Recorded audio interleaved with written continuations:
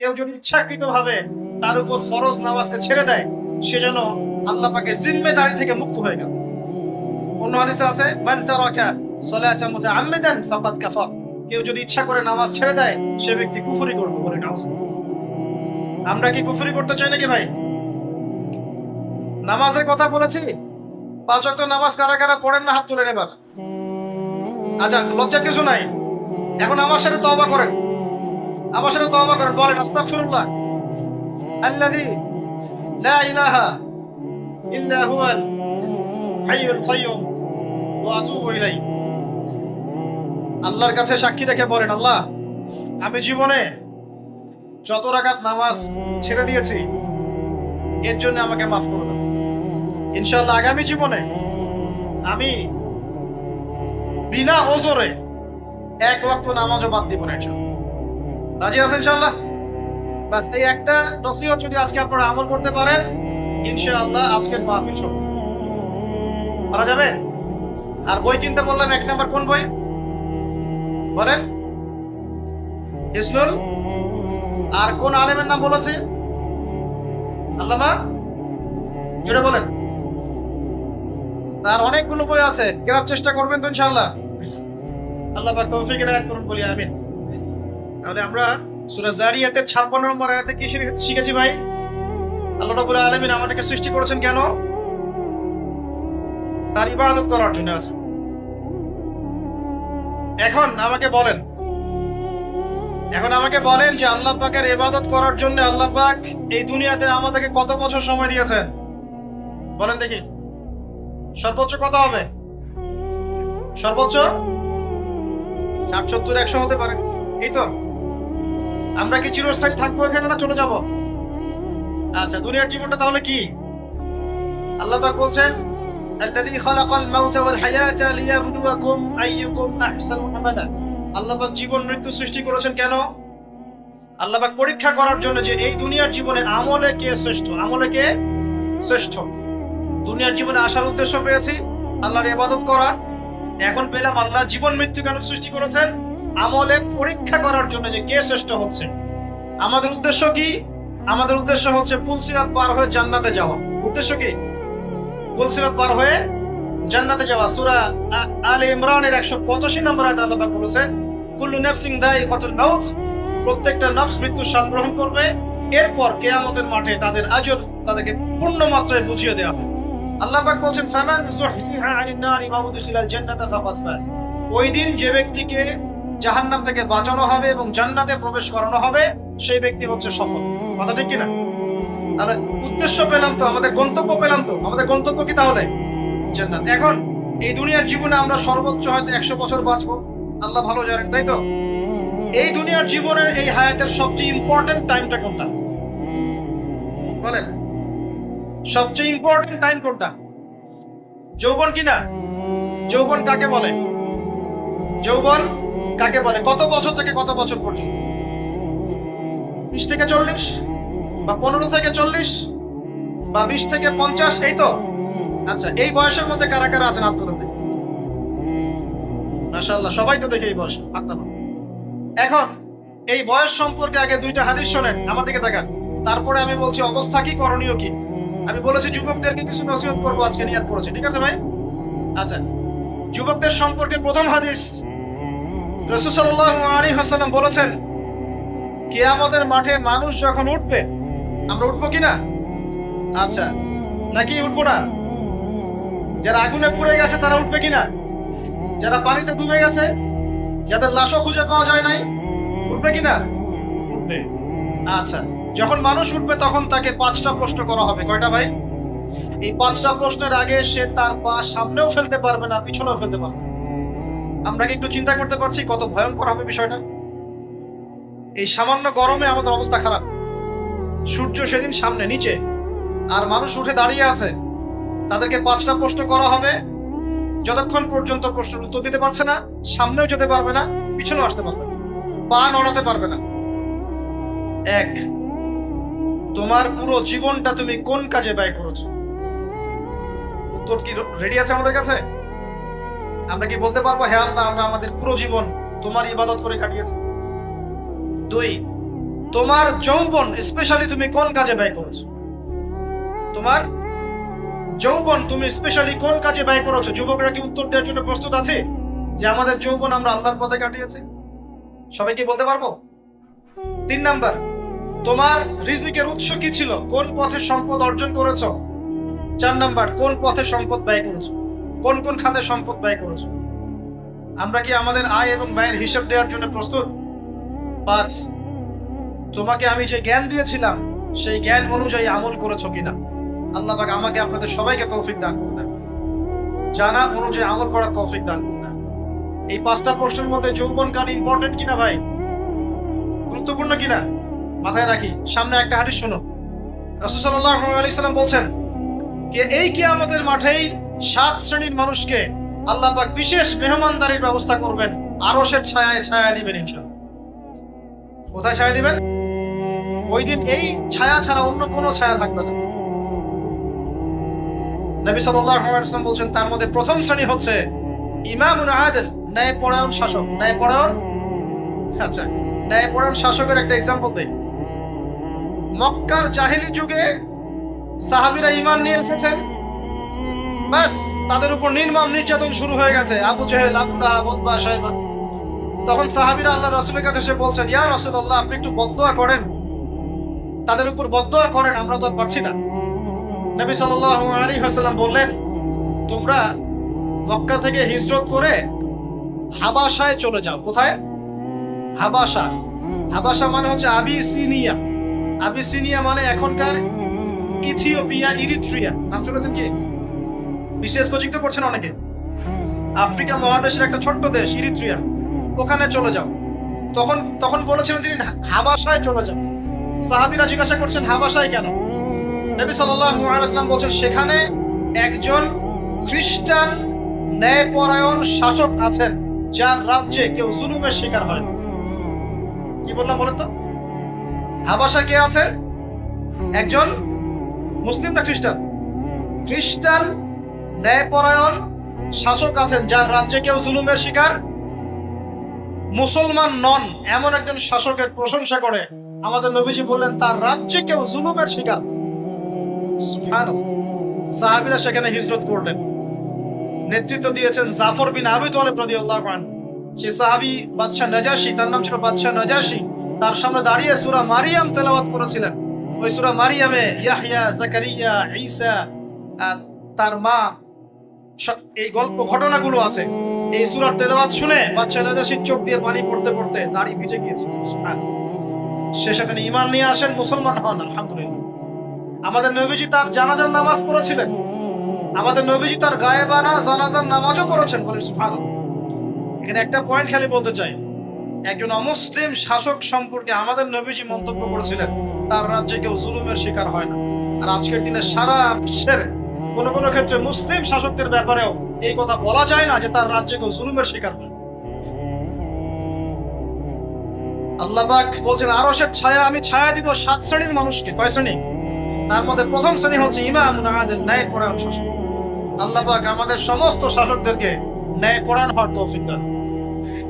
2 number, সেই যুবককে আমি সেখানে আশ্রয় দিব যেই যুবক তার যৌবনকালটা আল্লাহর পথে কাটিয়ে দিয়েছে। এবার কি হাদিসটা আপনি পেয়েছেন? এর আগের হাদিস কি শুনলেন? পা নড়াতে পারবেন না যতক্ষণ পর্যন্ত এই প্রশ্নের উত্তর না দিচ্ছেন যৌবনকাল কোন পথে ব্যয় করেছেন। এখন যদি আল্লাহর পথে ব্যয় করেন তাহলে আরশের ছায়া ছায়া পাচ্ছেন, আলহামদুলিল্লাহ। বাকিগুলো কারা কারা একটু বলে দেই। 3 নাম্বার হচ্ছে সেই ব্যক্তি যে একজন আরেকজনকে মহব্বত করে, এক ব্যক্তি আরেক ব্যক্তিকে মহব্বত করে শুধুমাত্র আল্লাহর সন্তুষ্টির জন্য। কথা কি বুঝতে পারছেন? এই মহব্বত আবার এই ছেলে মেয়ের ফ্রি মিক্সিং না। কথা বুঝতে পারেনি? দিনের খাতিরে মহব্বত, আল্লাহর জন্য মহব্বত, আল্লাহর জন্য। 4 নাম্বার এমন ব্যক্তি যে এত গোপনে দান করে যে তার বাম হাত জানে না ডান হাত কি দান করছে। আমরা তো এখন 1 টাকা দান করলে 100 টাকা ফুটাই। ফেসবুক আছে, মারাত্মক একটা জিনিস ফেসবুক, মানে এটা মানুষকে মানুষ রাখে না। যে ব্যক্তি ফেসবুকে আসক্ত তার সাথে কথাবার্তা বলা, লেনদেন, চলাফেরা খুব ডিফিকাল্ট। মানে কি বোঝেন আগে কথাটা? কেন ডিফিকাল্ট? কারণ সে এত বেশি আসক্ত এখানে যে পান থেকে চুন খসলে সে আপনাকে পাবলিকলি ধুয়ে রেখে দিবে। কিছু হইলে আপনাকে ফেসবুকে টেনে নিয়ে আসবে। ফেসবুকে সবাইকে বলবে উনি আমার সাথে এই কাজ করছে। আপনি বলারও টাইম পাবেন না যে আপনি নির্দোষ। খুব মুশকিল না এগুলা। আল্লাহ মাফ করুক আমাদেরকে। এমন ভাবে দান করে যে বাম হাত জানে না ডান হাত কি দান করছে।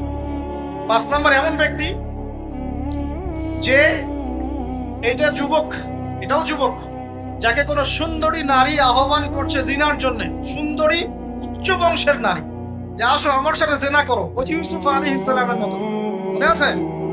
ইউসুফ আলাইহিস সালামের ঘটনা মনে আছে? আচ্ছা, কিন্তু সেই যুবক বলে, সেই ব্যক্তি বলে, ইন্নী আখাফুল্লাহ, আমি আল্লাহকে ভয় করি, আমি তোমার সাথে খারাপ কাজ করতে পারবো। এরকম ছেলে এবং এরকম মেয়ে এখন সমাজে খুঁজে পাওয়া যায়? হাতে গোনা, হাতে গোনা। আপনি অনলাইন ঘাটাঘাটি করেন, গুগল করেন, ক্রস চেক করেন, দেখবেন বাংলাদেশের 25 বছরের কম বয়সী ছেলে আর মেয়েদের জেনার হার কত আপনি বের করে দেখেন।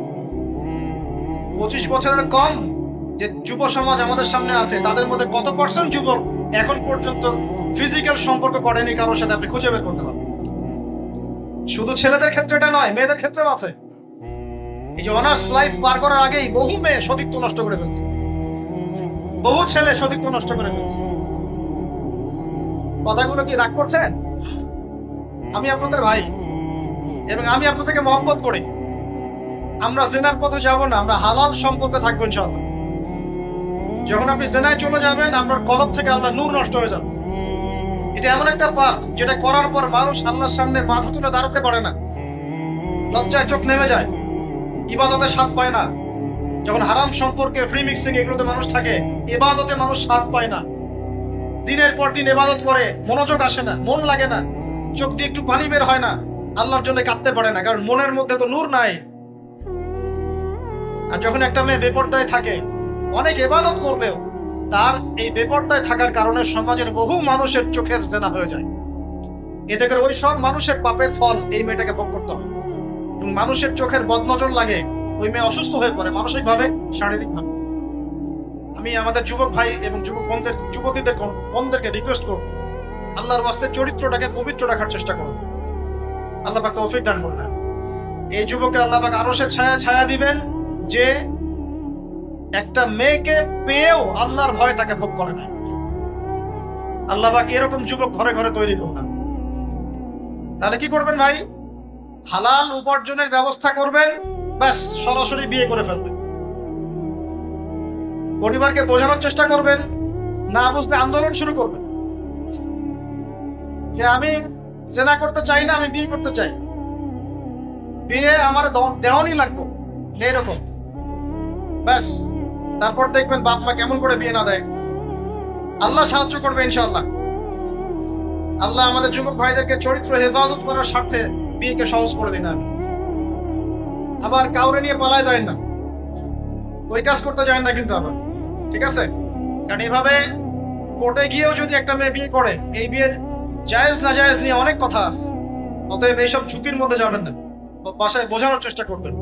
আর এক শ্রেণীর ব্যক্তি আছে যাদেরকে আল্লাহ পাক আরশের ছায়া দিবেন। তারা কারা? যারা গোপনে আল্লাহকে স্মরণ করে কাঁদতে পারে। এখন এই দুটো হাদিসের মধ্যে যুবকদের অবস্থান কি পেয়েছেন? আচ্ছা, আরেকটা শোনাই এবার। নবী সাল্লাল্লাহু আলাইহি ওয়াসাল্লাম বলেছেন, 5টা জিনিস আসার আগেই 5টা বিষয়কে মূল্যায়ন করো। 1, তোমার বার্ধক্য আসার আগেই তোমার যৌবনকে মূল্যায়ন করো। যৌবনের গুরুত্ব পেলেন তো এবার? তোমার মৌত আসার আগে তোমার জীবনকে মূল্যায়ন করো। অসচ্ছলতা আসার আগেই সচ্ছলতাকে মূল্যায়ন করো। অসুস্থতা আসার আগেই সুস্থতাকে মূল্যায়ন করো। এবং এই যে কথাটা বললাম যে তোমার বার্ধক্য আসার আগেই যৌবন কালটাকে মূল্যায়ন করো।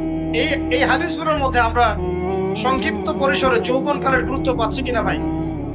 এখন এই যৌবন কালটা আমাদের কাটানো উচিত আল্লাহ পাকের ইবাদতের মধ্য দিয়ে। এই যৌবন কালটা আমাদের কাটানো উচিত কয়েকটা বিষয়ের মধ্য দিয়ে। তার মধ্যে আমি 10টা পয়েন্ট আপনাকে বলবো। কয়টা ভাই?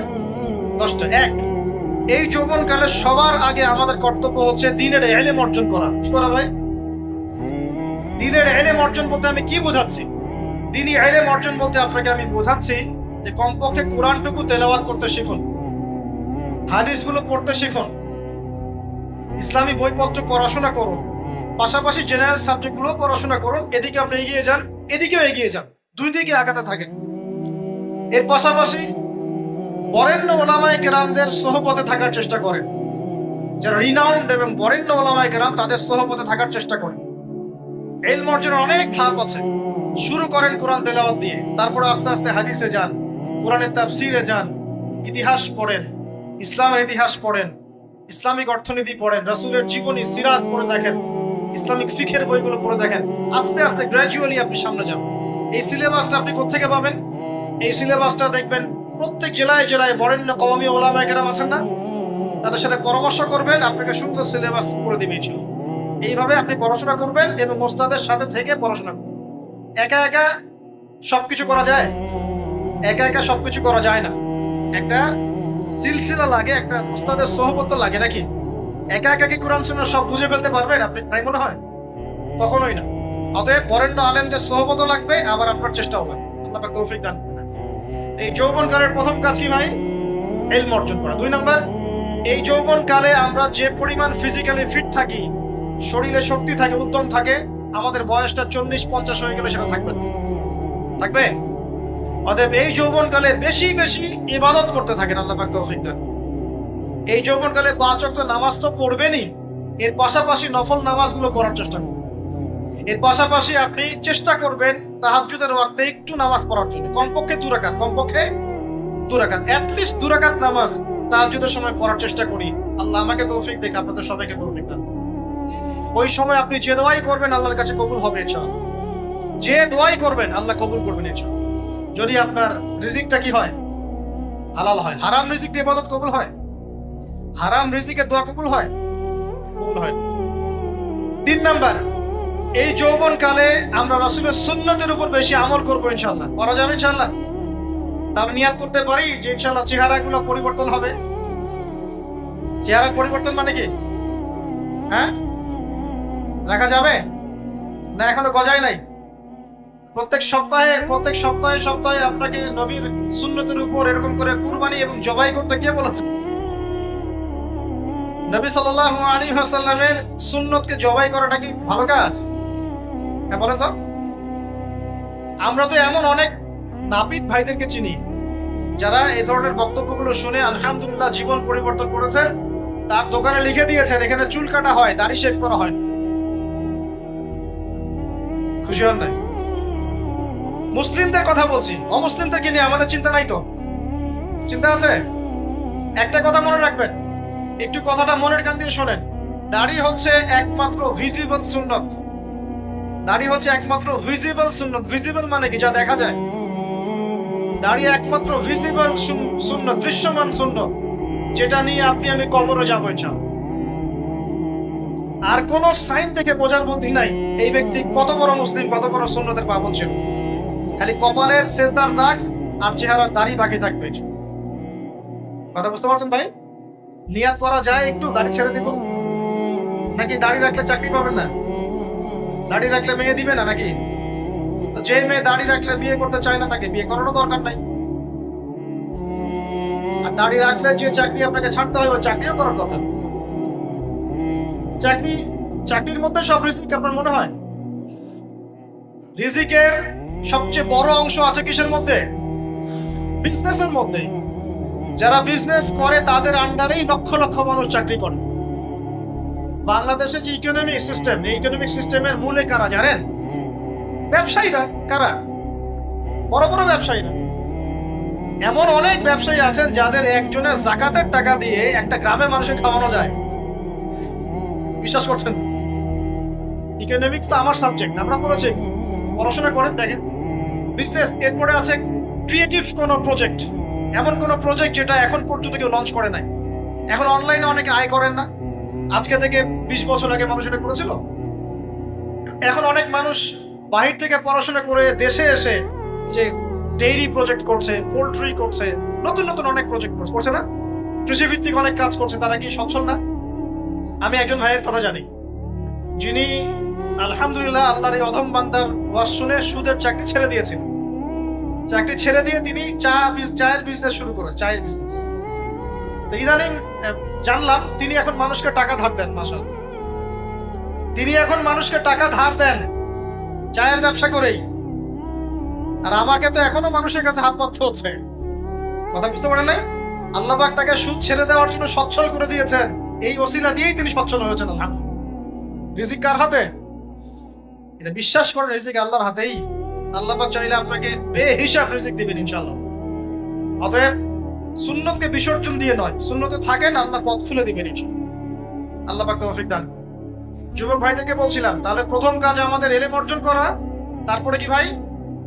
নামাজের পাবন্দ হওয়া, আর নামাজ ফরজের পাশাপাশি নফলগুলো চর্চা করা। 3 নাম্বার বলেছি রাসূলের সুন্নতের উপর একদম ইস্তেকামা, দৃঢ়ভাবে আমল করা। আর সুন্নত শিখতে হলেই তো 3 দিনের জন্য বেরিয়ে যান, 7 দিনের জন্য, 40 দিনের জন্য বেরিয়ে যান। সুন্নত শিখিয়ে আপনাকে বাসায় পাঠাই দেবে ইনশাআল্লাহ। পড়াবে না? অনেক মানুষ মনে করে যে তাদের ওখানে গেলে আমার আকীদা নষ্ট হয়ে যাবে, তাই না? তারা বিভ্রান্ত। নাউজুবিল্লাহ। স্বপ্নে পাওয়া ধর্ম, অনেকে টিটকারি মারে, স্বপ্নে পাওয়া ধর্ম। এইসব ব্যঙ্গের ছাতার মতো আদর্শের দিকে মুখ ফিরাবেন না।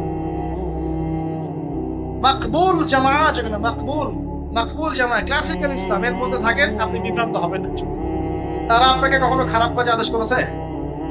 কত চোর ডাকাত মদখোর মানুষ সেখানে গিয়ে 5 ওয়াক্ত নামাজই হয়ে গেছে, সুদের ব্যবসা ছেড়ে দিয়েছে, মাদক ছেড়ে দিয়েছে, আল্লাহর ওলি হয়ে গেছে, আলহামদুলিল্লাহ।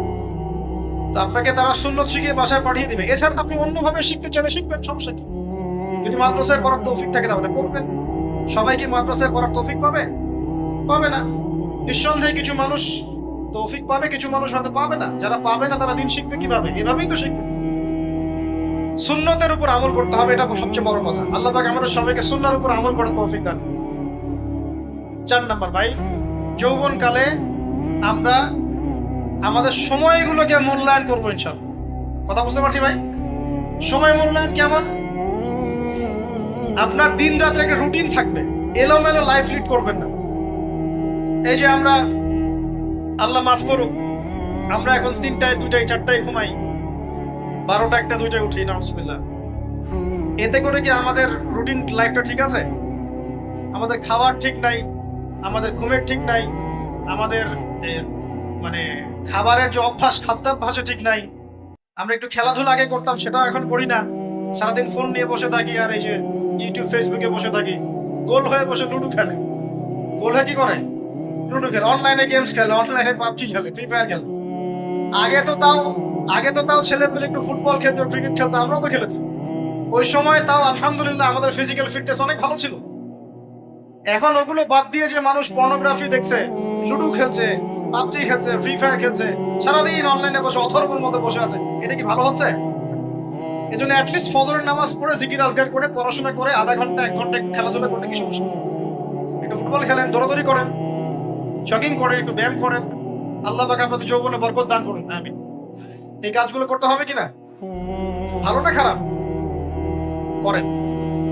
আর নিয়মতান্ত্রিক লাইফ লিড করবো আমরা। নিয়মতান্ত্রিক, আমার জীবনে একটা রুটিন থাকবে, এই রুটিনের বাইরে যাব না। পড়াশোনার রুটিন থাকবে, খেলার বা এক্সারসাইজ রুটিন থাকবে, খাওয়া দাওয়ার রুটিন থাকবে, দাওয়ার রুটিন থাকবে, আমি আলেম ওলামাদের কাছে যাবো, এই রুটিন থাকবে। একটা রুটিন লাইফ লিড করবেন, এলোমেলো জীবন যাপন করবেন না। আল্লাহ পাক আমাকে তৌফিক দান করুন, আপনাদের সবাইকে তৌফিক দান। কয়টা বলেছি ভাই? বলেন। 6 নাম্বার, যৌবনকালে সবচেয়ে বেশি বেঁচে থাকবো নারীর ফিতনা থেকে। কি থেকে ভাই? যৌবনকালে সবচেয়ে বেশি বেঁচে থাকবো কি থেকে? একটা হাদিস বলি, নবী সাল্লাল্লাহু আলাইহি ওয়াসাল্লাম বলেছেন, মা তারাকতু বা'দি ফিতনাতান আদাররু আলা রিজালি মিনান নিসা। আমি আমার পরে, নবীজি বলছেন, আমি আমার পরে পুরুষদের জন্য নারীদের চেয়ে ভয়ঙ্কর কোন ফিতনা রেখে যাই নাই। কেমন ফিতনা? আপনি একটু অনেস্টলি বলেন তো দেখি, যে আমরা যারা পর্নোগ্রাফিতে টুকটাক আসক্ত, বা এ ধরনের অনলাইনে বা অফলাইনে এই ধরনের হারাম সম্পর্কের সাথে আছি, মন থেকে কি আপনি ফিল করেন যে আল্লাহ আপনার সাথে আছেন? বলেন তো দেখি, অনেস্টলি বলেন। আপনি যখন নামাজ পড়ে বাসায় ফিরে যান, ফিরে যেতে যেতে যদি